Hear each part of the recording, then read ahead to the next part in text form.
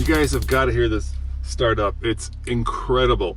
To get all those 12 cylinders up and running, the starter is working really hard. It sounds almost like a jet plane when it starts up. So let's listen to it.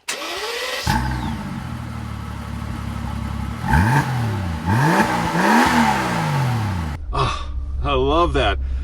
All right, now Mercedes didn't plan on the journalists taking any of their cars off-road, but how can you have a G, perhaps one of the most off-road worthy vehicles, well, in the world, and not take it off-road? So I snuck the keys and I'm gonna go to Onion Creek, which isn't too far, and instead of spending the afternoon munching down on some expensive lunch, I'm going to spend the afternoon going off-road in a 621 horsepower Mercedes-Benz.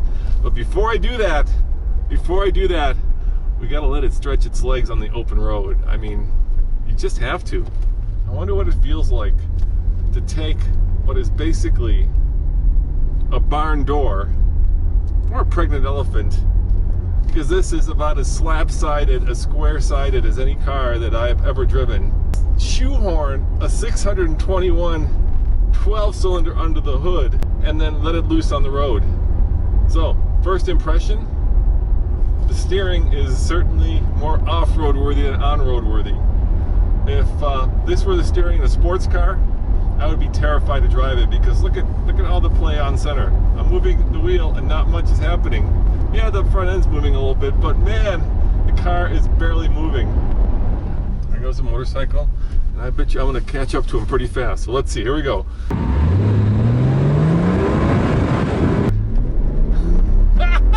Oh my God! Oh, it's just clawing for the road. Oh, it's pushing me back like you wouldn't believe. That is double digits, and here comes the motorcycle before the turn.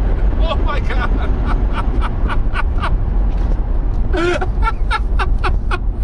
That is batch. You know what? That is absolutely bat crazy. A car like this should not go that fast. And you know, when you do that once, you gotta do it again, of course. Here we go. Oh yeah, the tires are clawing at the road.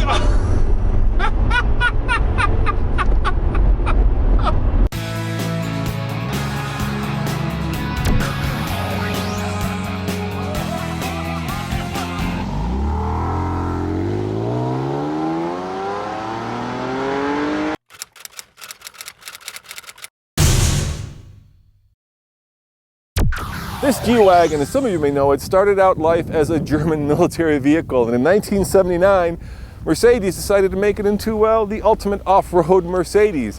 Why is that? Because it is the only Mercedes passenger vehicle that is a body-on-frame design. Plus, it has all the off-road goodies. Straight-up seating position, and not one, not two, but 3 locking differentials. So here in Moab, it would be an absolute crime not to take it off-road.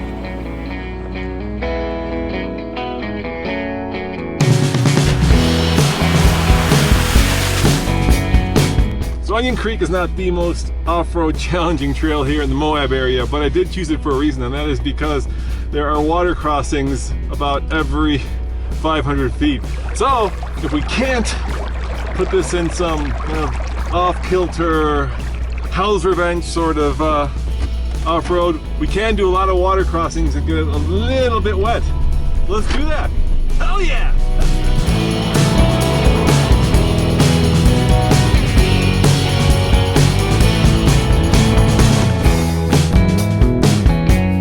This, of course, is the ultimate G-Wagon, the AMG G65. Now, of course, you guys know that AMG is the performance arm of Mercedes, but what makes it so special? Well, it's right under here.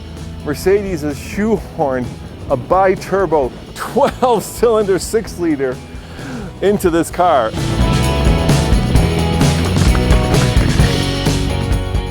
And imagine a car built and designed for 1979 with 620 horsepower, well over, plus 738 pound-foot of torque feeding all 4 wheels. It is absolutely well, you know what it is. It makes no sense, but it is absolutely wonderful. It sounds wonderful. There's so much power, there's so much torque.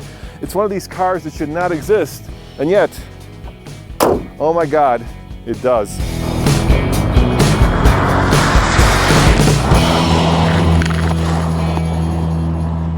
Once upon a time, Mercedes-Benz made its reputation on over-engineering vehicles, and this is from that time. Now, most cars, you would just close the door like that. Not in this vehicle. They say that Mercedes are vault-like. Well, this certainly proves it, because you got to give this thing a good old slam. And listen to the way that the door locks. This is heavy metal on heavy metal locking the door. Oh yeah, I love that. Let me unlock it. Listen again. Bam! Bam, man, that is just old school, solid. The kind of Mercedes that you think is going to be around long after your kids are gone. Let's just talk, you and me. Oh, you gotta love the snap of those door locks. Boom! Anyway, I'm a little bit off the reservation. Now, would I love to do Fins and Things, Hell's Revenge, any other really cool off-roading that's around here? Hell yeah, I would. Would I damage it? Probably not. Can I risk it? No, I can't risk it. I'm a guest of Mercedes, and I'm already going to get this thing dirty, so they're going to have to spend extra time just cleaning it. By the way, that was the front sensor telling me that I'm about to hit a pedestrian going over this creek, and I'm sure there's a way to deactivate that. This being an AMG, there are of course massive front rotors with big calipers, but what worries me is this. These Continental Cross Contact 21-inch wheels and tires. I mean, this is not what you want to take off-road. You could easily puncture this from here or even from the side, but you know what? This is a G-Wagon, so we got to take it off-road no matter what. So this car is really set up for the streets of Los Angeles, Hollywood Boulevard, maybe Miami Beach. But the cool part about it is that it was designed for Moab. It's funny that people who buy these ultimate off-road vehicles will probably never have a chance to actually use them the way that they're really capable of being used, because let's face it, this is a status symbol. This is the kind of thing that you buy because you want to show people that you can, and not the kind of thing you buy to take off-road because, well, it's too expensive, it's too beautiful in some ways, it's too precious, but it should be taken off-road because I feel completely confident. I love the way that I sit with the high seating position. I love the fact that there's all this torque just easily moving the car over these small ruts. I also love the fact that we have ample ground clearance. It's perfectly at home out here. And for all of you people who've bought this car, and by the way, Mercedes says that so far since January, when this went on sale, 100 people have purchased the ultimate G-Wagon. For all of you guys who bought it, all 100 of you, please take yours off-road. It is really well worth it.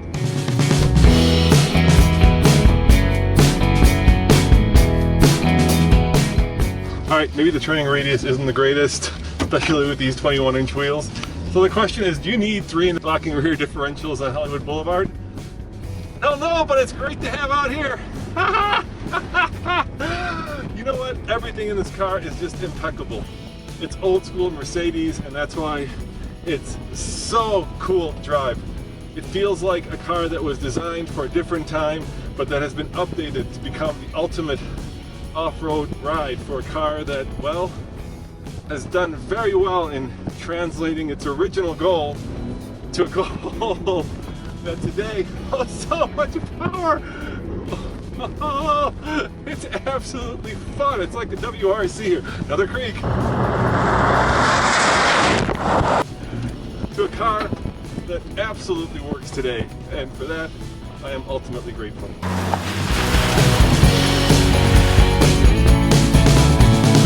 As you can tell, I've fallen heads over heels in love with this AMG G65. Can I afford it? Hell no.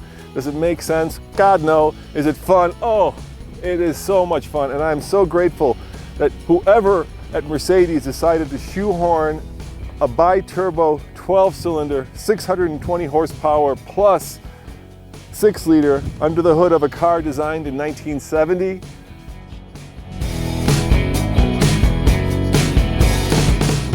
you, my friend, deserve a German beer. Prost and Dankeschön. And yes, yes, yes, I'm glad I took it off-road, and I'm glad that you guys joined me on this trip. As always, this is Roman reporting for the Fastlane Car. Check out tflcar.com for more news, views, and of course, crazy Moab off-road reviews. This has been a dream come true, and thank you for making that happen. Howdy folks, Nathan Adlin here at the 2016 North American International Auto Show, and this is a special guest because it's the all-new 2017 Raptor Super Crew. And coming up next, we're going to talk about it. We're going to talk about its 10-speed automatic transmission, and we're going to talk about its new engine. Just wait until you see what we have in store for you.